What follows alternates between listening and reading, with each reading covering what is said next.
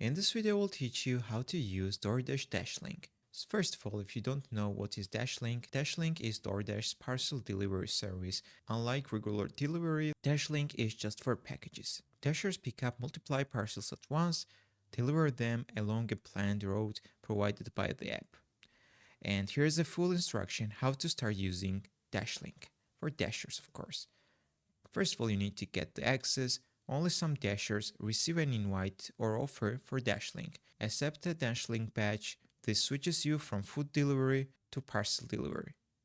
Go to the pickup location, collect a bundle of packages from the designated spot. Then you need to follow the app's route.